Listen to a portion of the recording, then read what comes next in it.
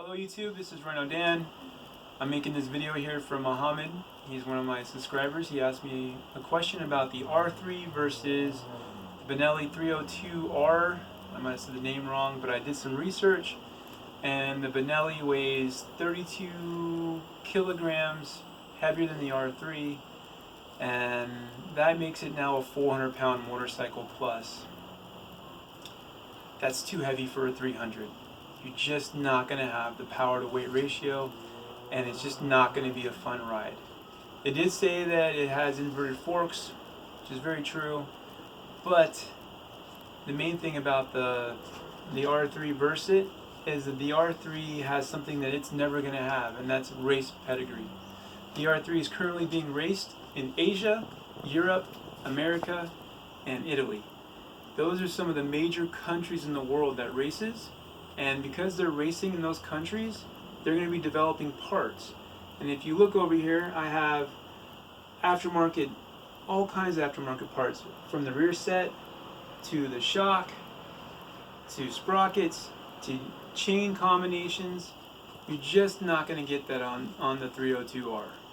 No one's going to race it, and it's just going to stay in that, I don't know, lack of a better word, friend zone. No one's going to go out and put money into it. They're not going to make aftermarket parts, and if they do, it's going to be very limited. Greg Spears, for example, he says that the rear axle is very soft, and because it's so soft that it bends, well, now that he spends money on R&D and racing, he's going to come up with a solution to fix that. So let's say the 302R has problems. No one's going to put money into it to fix problems because they won't know they exist because they're not racing it. And because it's not being raced, it's not being pushed to the limits, and there's no aftermarket support. Like right now, you can buy levers, clip-ons, rear sets, all this stuff. You can make all this stuff from China, or you can buy it from Italy, or you can buy it from America, or you can buy it from Europe. That's what I'm saying, is that these parts are being manufactured in multiple countries around the world, so you're not just stuck with one country making parts. You have multiple race teams, multiple companies trying to make the best product. And because of that, the R3 is going to have the optimum support. Plus, the engine in the R3 is fantastic. I've done about 40 track days, 40 plus track days, and the R3 has given me no issues. The engine is great. I don't have to worry about it overheating. No mechanical issues at all. And I don't know about that with the 302. It may be good, it may not. But we know that the Yamaha R3 is good. And it's being raced, and it has that legend. It's going to be a legendary motorcycle for the platform. And that's why I would recommend it over an unknown, untested machine.